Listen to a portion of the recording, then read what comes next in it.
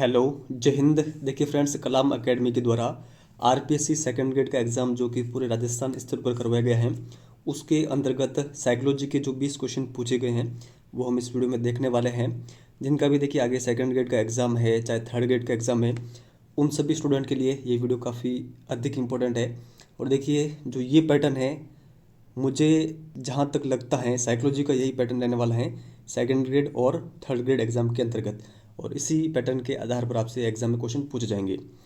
देखिए second grade के exam के अंतर्गत जो साइकोलॉजी का जो लेवल है वो सिंपल ही रहता है, तो उसी पैटर्न के अकॉर्डिंग ये पूरा पेपर है। तो ये 20 क्वेश्चन देखते हैं। देखिए क्वेश्चन नंबर 81 से साइकोलॉजी की शुरुआत है। पहला क्वेश्चन है, शिक्षा मनोविज्ञान व्यक्ति के जन्म से वृद्धावस्था तक सीखने के अनुभवों का वर्णन और व्याख्या करता है। यह परिभाषा किसके द्वारा दी गई है? थर्ड ग्रेड के सिलेबस के अंतर्गत भी शिक्षा मनोविज्ञान है, तो वहाँ पर भी आपसे शिक्षा मनोविज्ञान की परिभाषा पूछी जाएगी। सेकंड ग्रेड के अंतर्गत भी है। देखिए यहाँ पर ये जो परिभाषा दे रखी है, ये परिभाषा है क्रो एवं क्रो की। सेकंड नंबर ऑप्शन हमारा सही आंसर होगा। सेकंड क्वेश्चन देखते हैं, निम्नलिखित में से कौन सा शिक्षा मनोविज्ञान के उद्देश्यों का सही समूह है? तो कौन सा है वो यहाँ पर देखना है। बालक के स्वभाव का ज्ञान प्रदान करना, बालक के वृद्धि और विकास का ज्ञान प्रदान करना, बालक को वातावरण के साथ सामंजस्य स्थापित करने में सहायता प्रदान करना। तो देखिए तीनों कथन यहाँ पर सही हैं, तो जो सही आंसर होगा वो होगा ऑप्शन नंबर फोर्थ, 1, 2 और 3। तो ये आप ध्यान रखिए। आगे यहाँ पर देखते हैं, विकास के लिए निम्नलिखित में से कौन सा एक उचित है? तो कौन सा कथन उचित है?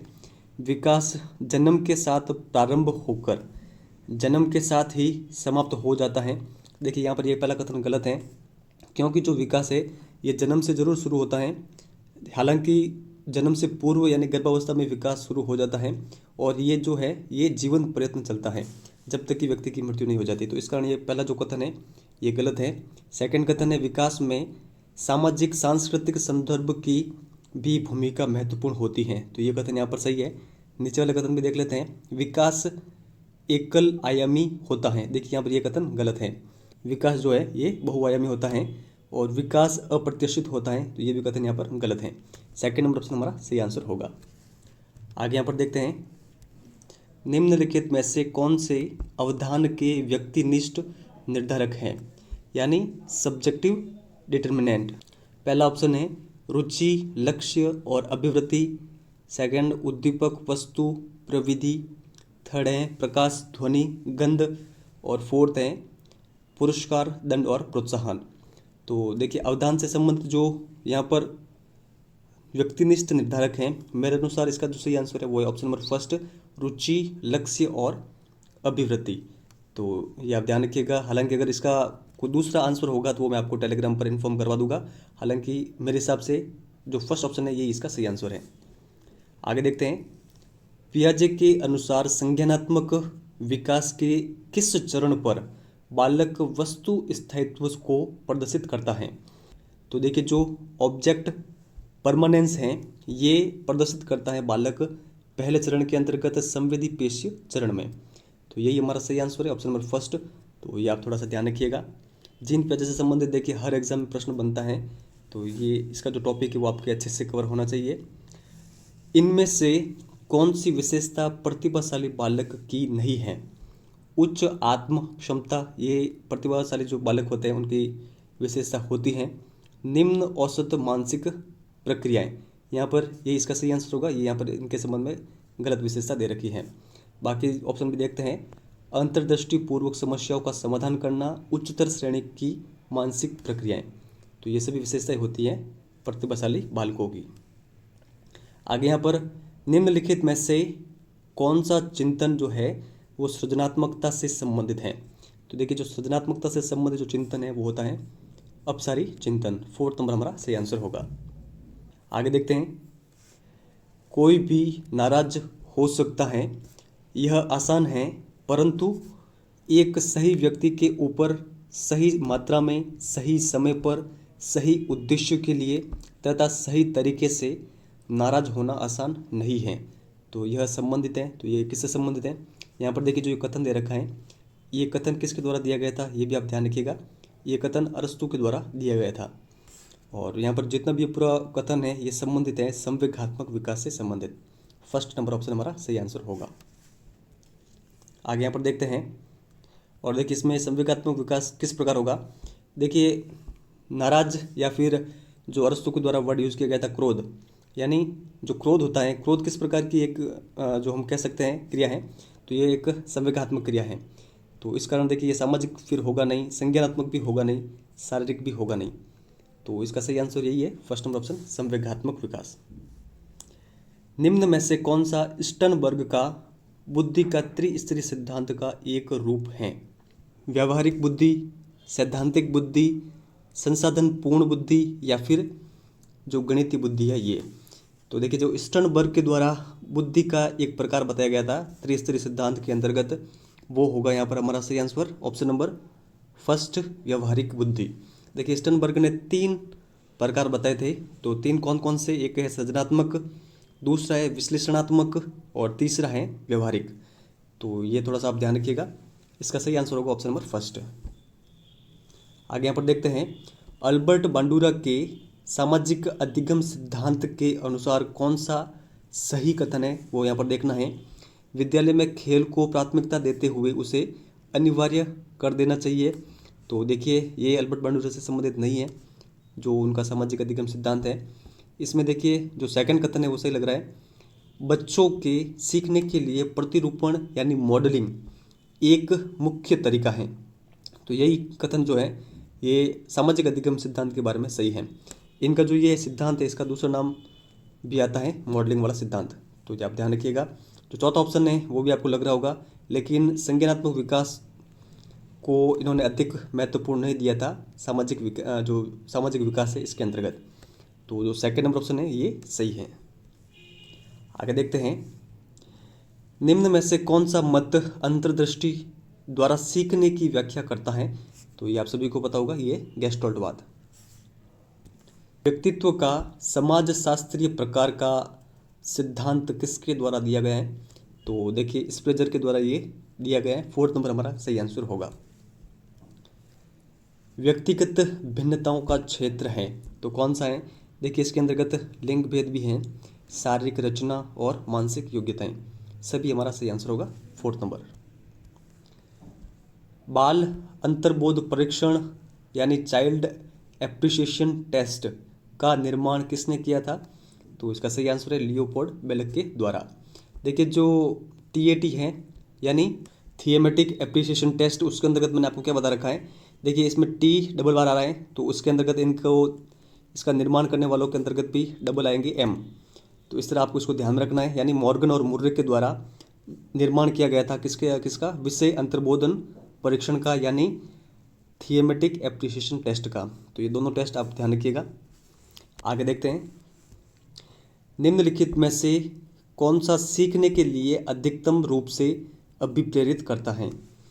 बहुत सरल या कठिन लक्ष्यों का चयन करने की प्रवृत्ति, लक्ष्यों को प्राप्त करने में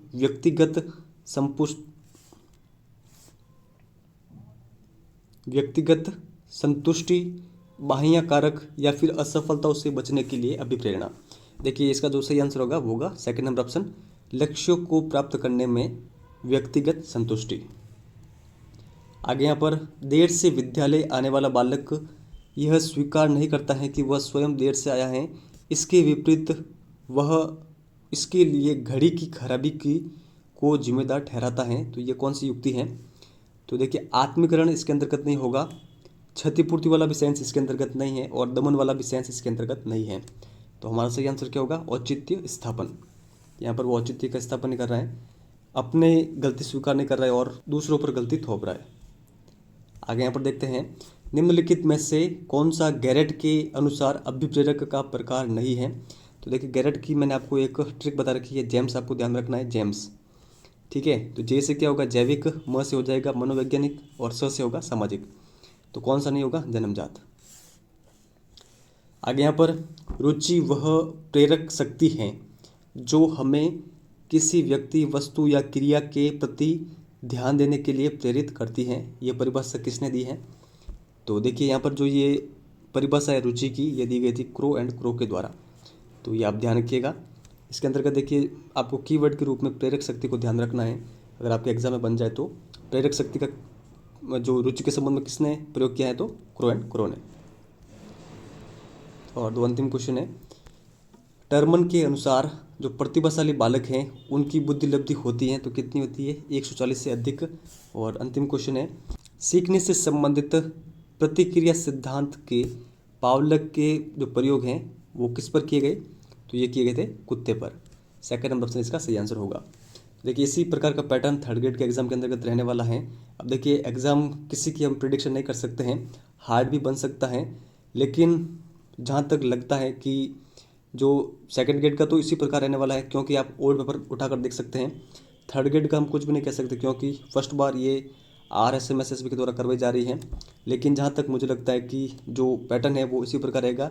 आपसे अधिकतर जो क्वेश्चन है वो फैक्चुअल पूछ जाएंगे, अप्लाइड क्वेश्चन काफ़ी कम आएंगे, क्योंकि पहले तो देखिए BCET के द्वारा हमारा जो एग्ज़ाम है वो कंडक्ट करवाया जाता था, उसके द्वारा तो अप्लाइड क्वेश्चन अधिक आते थे साइकोलॉजी में।